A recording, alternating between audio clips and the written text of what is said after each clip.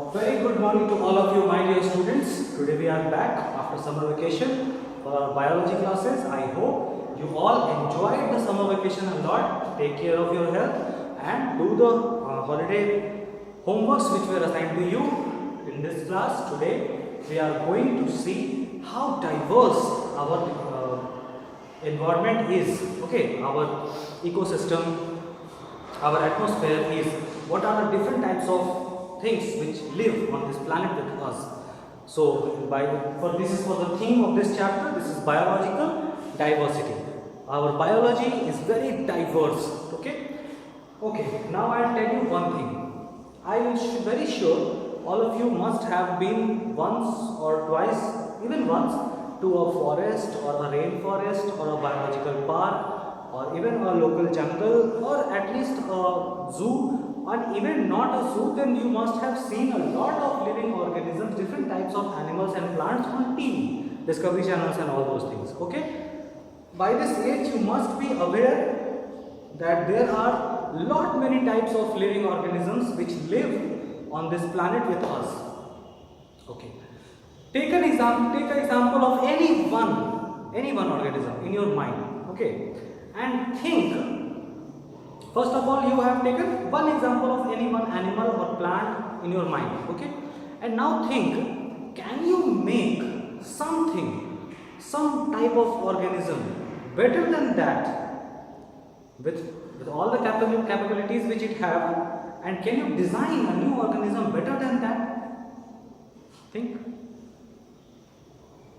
afterwards also, okay? But as I am very sure that even if we are trying to make something better, even if your answer is good, creative, intelligent, but when it will come in practical life, it may lack here and there. Something will be disturbed. Okay. So what I am trying to say is that all those millions and billions of living organisms which are there on this planet, all of them are perfect. The design which is used to make them is 100% perfect. Okay. They don't. You have never seen an ant who will, which is not even if an ant. Okay, you just see an ant. Right now it came in my mind that an ant which is so small, so fragile, can lift 10 times more weight than its own body. What is it? Perfect designing of a small creature. So if you will go to Google like amazing animals and features of different types of animals, you will be amazed. Okay, there are many things animals are doing around us. So what I am saying, how does it happen? Suppose this nature is a factory, okay, and all of us are products, okay. So how can a factory make all its products 100% success, 100% perfect products? How does it work? So see what happens. Let's take an example of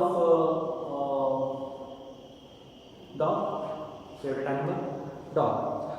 So when I'm just giving you an example to understand the thing which is going, how it happens. Okay. So when let's say a first dog is made, it has 3 legs. Okay. 3 legs dog, one in the front and 2 in the back. It has 3 legs. It walks around, it does the things. And suddenly one day what happens? A 4-legged dog is born.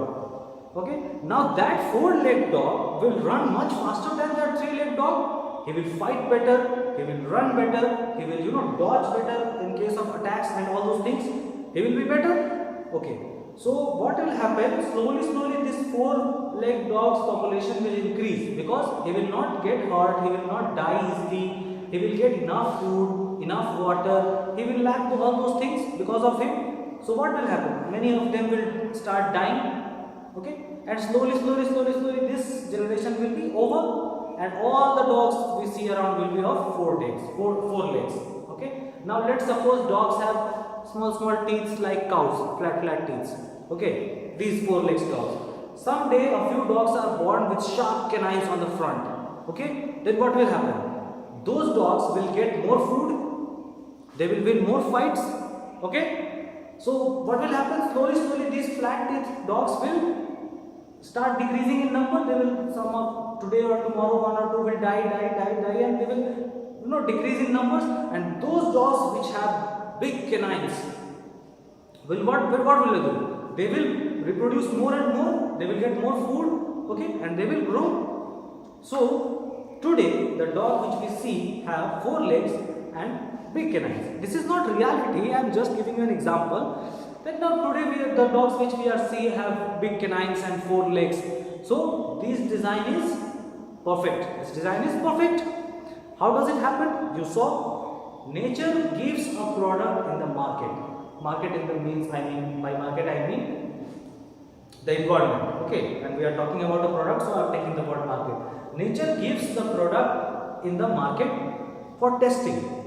Okay, if that product is good, then it will survive. But if it have any kind of flaws or demerits, then what will happen? A better product will be launched which will replace that product. They will take back all those products and give different types of products. Even if the company has made, nature has made an even better product, then they will take this product back and they will launch this product. And it happens, this process is called evolution, okay, and it happens in it is a continuous process. It is happening and it has always been happening, okay. So what happens, slowly the product becomes perfect. All the organisms becomes perfect. So today the organisms which we see around us are all perfect. This is how, okay. And now, so why do we need to study this chapter? Now let's come to this. Because there are many types of, or not only many organisms, but many thousands of types of species of organisms. Okay. So it is not possible for us, it is not humanly possible for anyone to individually go and study the characteristics of all the plants and all the animals. Not possible. There are so many of them. So what we did classification. Okay. Classified similar types of organisms together. Okay. Let's say if I am talking about humans, just for an example, humans. Then if I talk about they have 2 hands, 2 legs, 2 eyes and all those things, the features of a human being, then whenever you will see or hear about a human, you will make an idea in your mind that, oh, that organism will have these things. Okay. So this way, communication, for communicating and for understanding, for studying different types of organisms, we need classification. Okay. Now let's see. Okay, so before getting into the details of the classification, let's first get familiar with a few terms. Okay, the first term is classification itself. What is classification? It says the process of grouping organisms together on the basis of their similarities and differences. Okay, so right now we discussed that we will group some organisms together on the basis of their similarities and differences, so that we can study them. Even if we study one of them, we will get a roundabout idea about all of them. Okay, so this is classification. Second thing is taxonomy, the branch of biology that deals with systematic classification of living organisms. When we classify different living organisms, then this is a different science, a different branch of science. So that branch of science is called taxonomy. Okay, just like biology and physics, chemistry, there is taxonomy which deals, this is actually a branch of biology itself, but it deals particularly with grouping and naming different types of organisms. Okay. Next thing is nomenclature. The system of naming an organism is called nomenclature. See, what happens, like if we talk about name, so if we are here in India, okay, we see a bird which is singing very beautifully, and we named it Koel. Okay, Koel. But in English, they have named it nightingale, I guess, nightingale, yeah. And in Japanese, they must have named it something else. In Chinese, they must have named it something else. In all the languages across the world, wherever that particular organism is found, they must have given that organism a different name according to their language. Now, if we are going to study about it, it will be very tough for us to remember all the names which are common for that organism across the globe? So we decided that no, this will not happen. We will give one organism one name which will be followed all across the globe. That type of naming is called biological names. Okay, and this is where nomenclature takes part. Nomenclature means giving those types of names. There are certain rules of giving those names, but the system of naming, the system, okay, it's a system for giving names. One name for one organism which will be followed across the globe, all the countries. Okay. Now here, like Homo sapiens is an example of this type of name. Homo sapiens is the biological name of human beings. Okay. This way we give names to all the organisms. We will see in our bit. Okay. Now it is given that taxonomic hierarchy. What is taxonomic hierarchy? So, taxonomy, you understand, the branch of the deals with systematic classification. So, for different types of systematic classification, we need a hierarchy. Okay, just like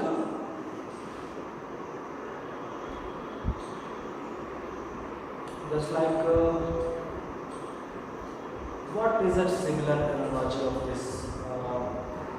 Let's say our country. Okay, in our country, there are normal people who are species. Okay, they are people who are species, and there are genus.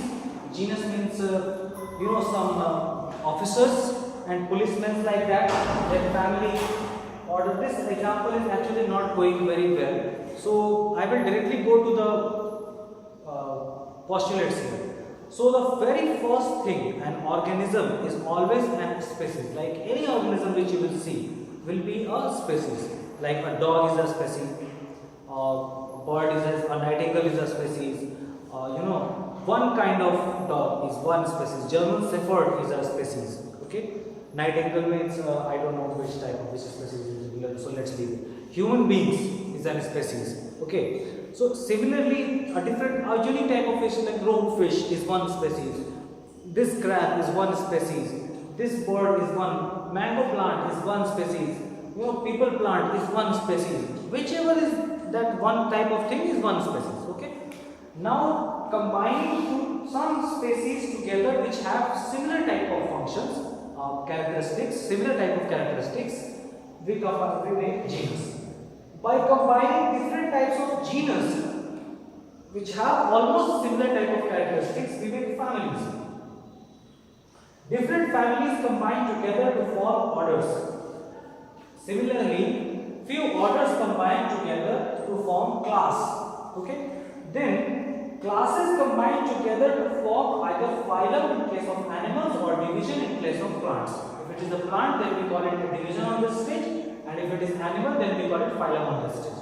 And then all these things combine to form kingdoms. Okay? All these things combine to form kingdoms. Now, how many kingdoms are there? I know right now this is not very clear to you. This is sounding very big, but this is not like that. By the end of this class, you will be able, not this class, by the end of this chapter, you will be able to understand all these things very clearly. I was not planning to tell you all this right now, but in the book the sequence is this. That's why I am also sharing it right now. But it is okay. Okay, you just have to see. Don't memorize. Don't get bothered about this. You just have to see that there are different types of stages in which the classification is done. Okay. Firstly, the whole organism is divided in 5 kingdoms. Okay, 5 kingdoms. And then all those 5 kingdoms are divided in either phylum or division. If it is an animal kingdom, then we will divide it in phylum. If it is a plant kingdom, we will divide it in divisions. Then those divisions are divided into classes, then those classes are divided into orders, those orders are divided into different families, and then genus and then species. Okay, this is a hierarchy. Okay. Now we will see in details what is the 5 kingdom classification which we are going to study in this particular chapter. Okay, my dear students, so now let us see a quick understanding of of the 5 kingdom classification proposed by Sir R.H. Whittaker, okay, in 1969. So he had divided the whole living organisms into 5 kingdoms, okay, 5 kingdoms. What are those 5 kingdoms? The first kingdom is Monera, Protista, Fungi, Plantae and Animalia, okay. So these 5 kingdoms he have divided. Now let us see what are those 5 kingdoms. On what basis he have divided them in different kingdoms. Okay. The first kingdom here is Monera. Monera is the most primitive type of kingdom. The organisms which are kept in this kingdom are of most primitive type. Okay, basic type of designs of organisms. They have single cell. No Monera is there which is multicellular organisms. They are all single cell organisms.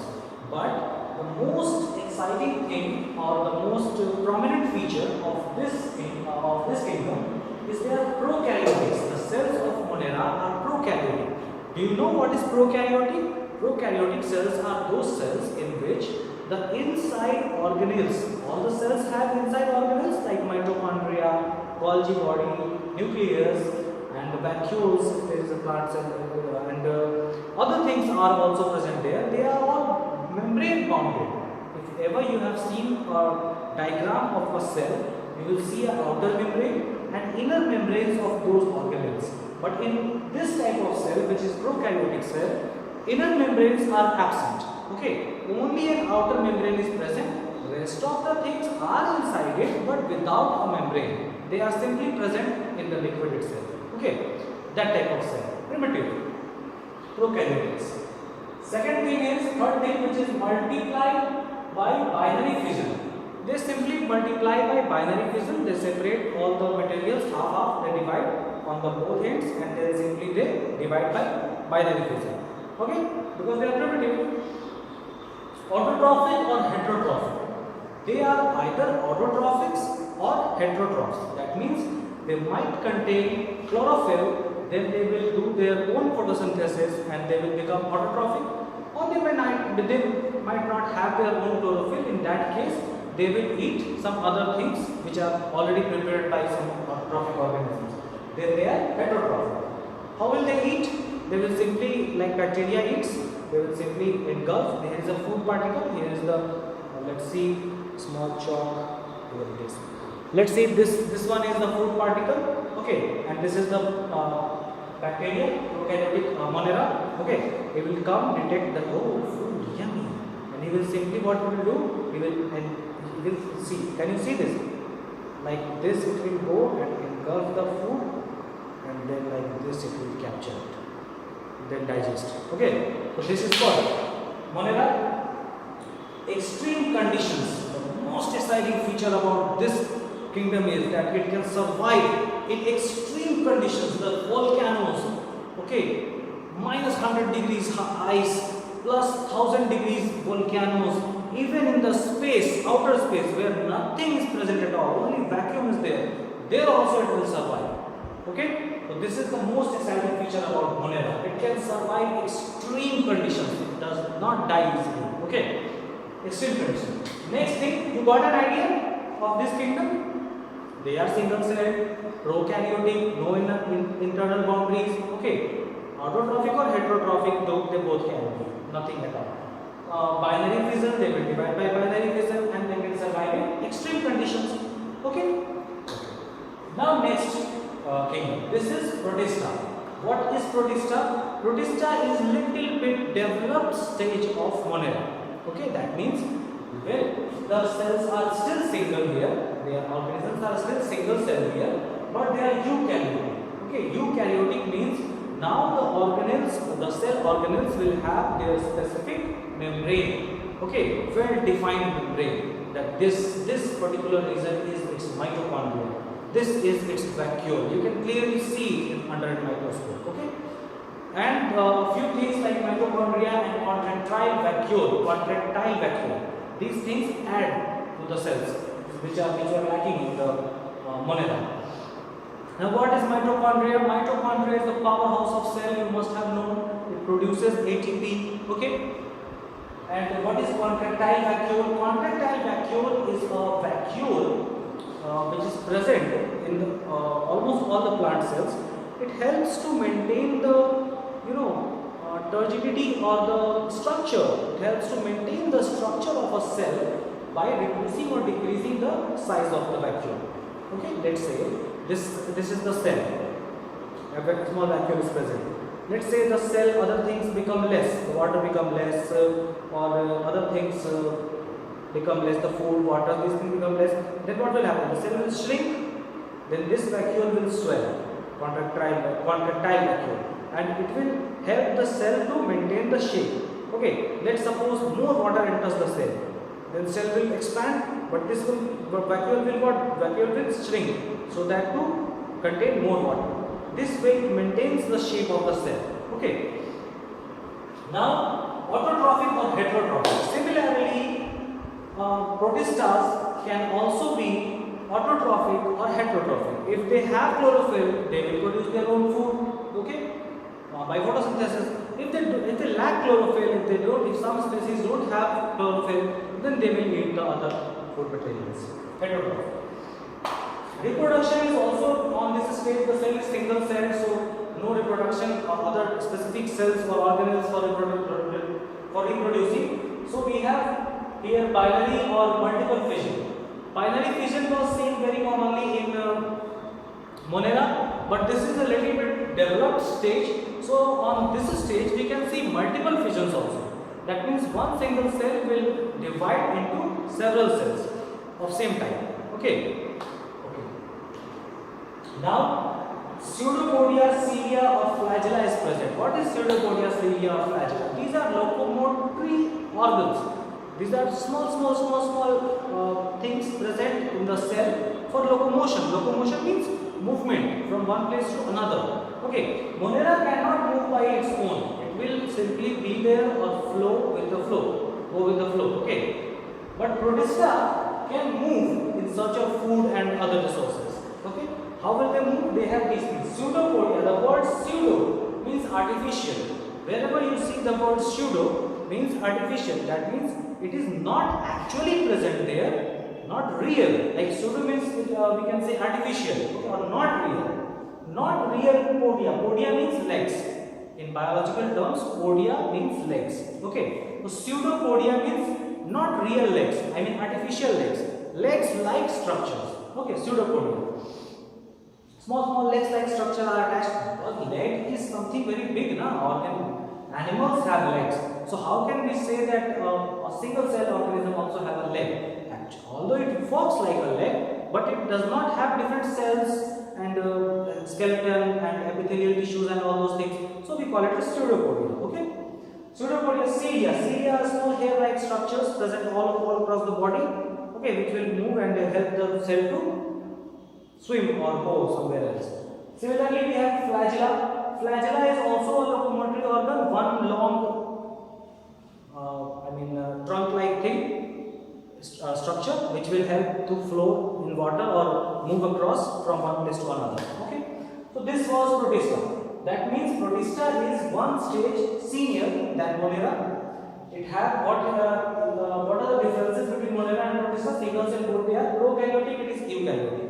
Okay, eukaryotic means the cells are well-defined cell organelles. Cells have well-defined cell organelles.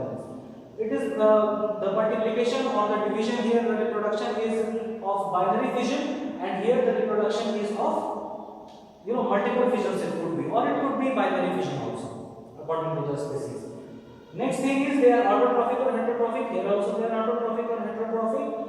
They can survive in extreme conditions, but they cannot survive in extreme conditions. They need favorable conditions to survive.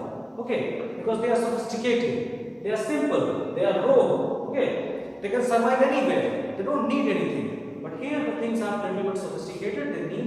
They have certain things, they have certain qualities, and for maintaining those qualities, they need a favorable environment. Okay, so this was the basic difference between Monera and Protista. I hope you all understand these two things. Okay.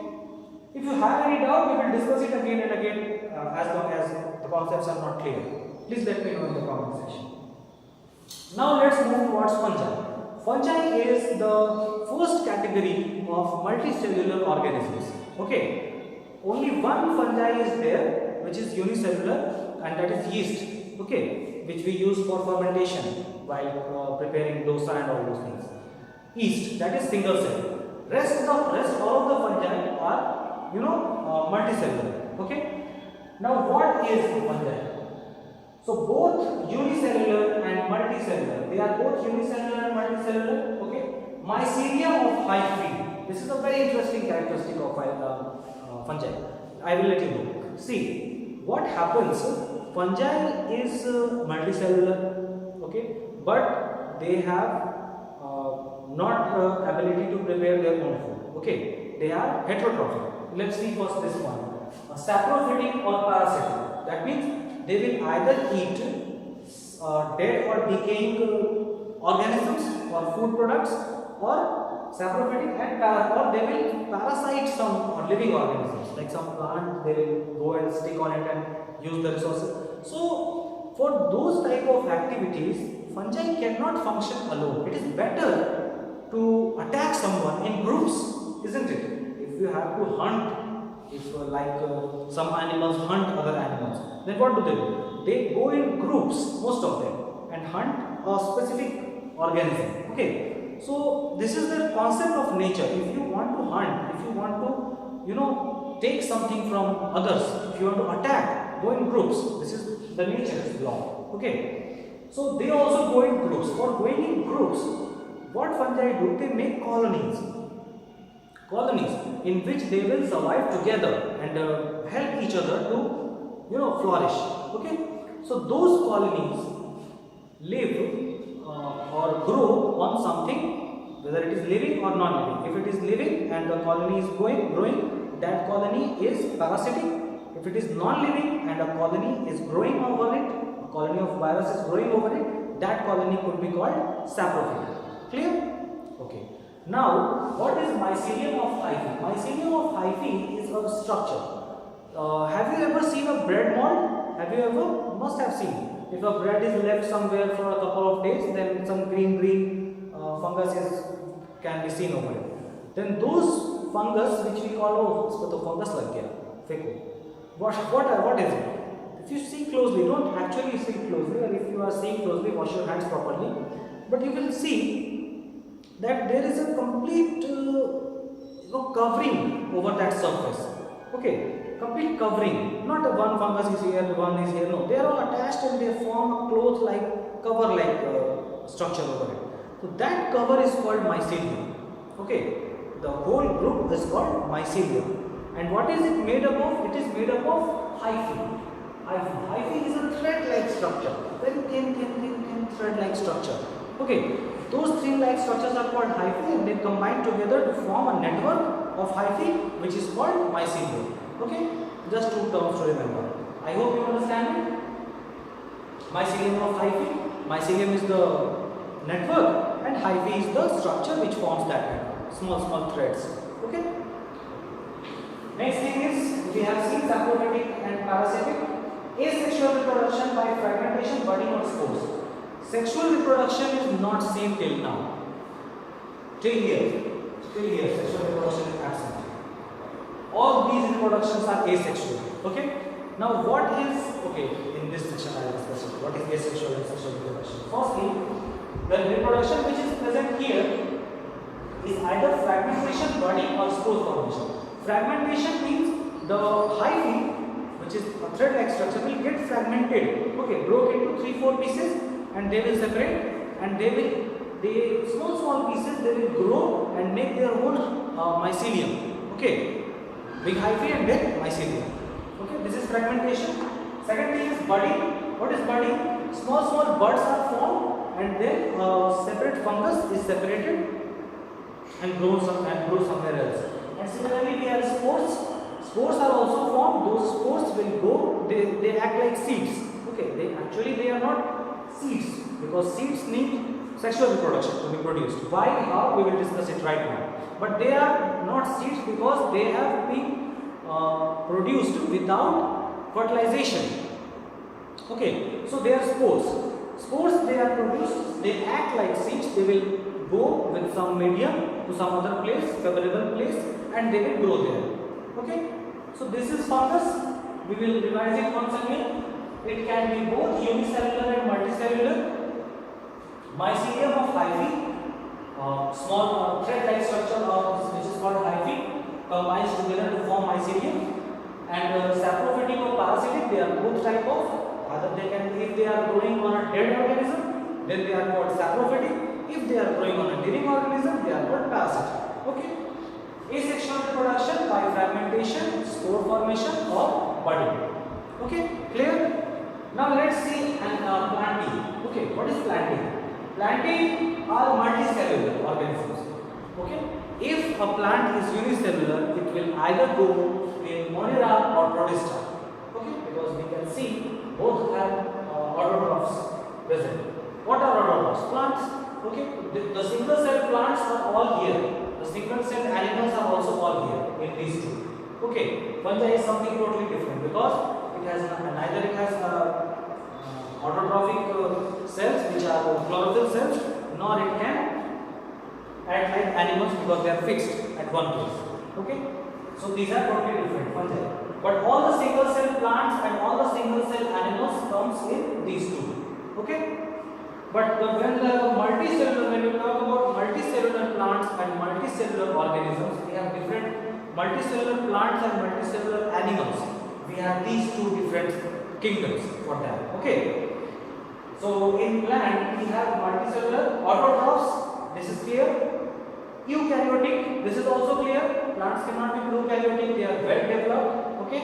And the reproduction is asexual and sexual, both types.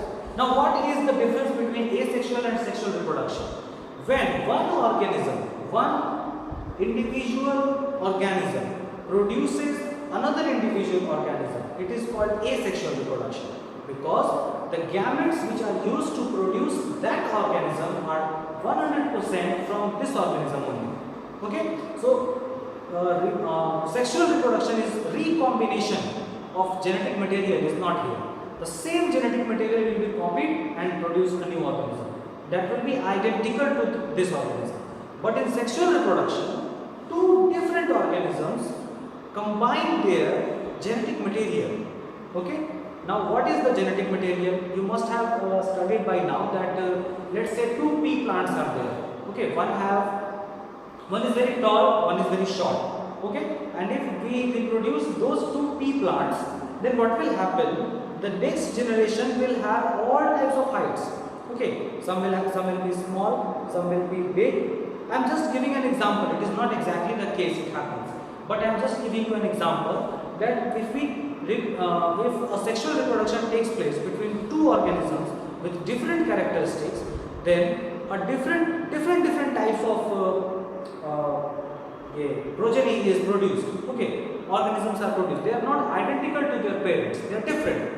Okay, mixture, combination of those two genetic materials. Okay, so it is very important. Sexual reproduction is very important for evolution. Okay, which we discussed in the beginning of our class. So here it is present sexual reproduction. Similarly, animals also they are multicellular, eukaryotic, heterotrophic, and sexual reproduction. Animals don't reproduce asexually. No animal can reproduce asexually. Okay. Animals must have to reproduce sexually. Heterotrophic means they cannot make their own food. Okay. So the basic difference between plants and animals is this: they are autotrophic, they are heterotrophic. Plants can have to make their own food. Although there are a few plants which are heterotrophic, like nature plant and a few more, but they are exceptions. Mostly all the plants are autotrophic, and all the animals are heterotrophic. Plants can reproduce by both sexual and asexual measures. But animals can reproduce only sexually. Okay, that means by combining their genetic materials. This was the 5 kingdom classification. If you have any doubt regarding any kingdom, please let me know in the comment section, and I will try my best to clear your doubts now. And if some concepts are not clear, then I will take it in the next video. Thank you very much.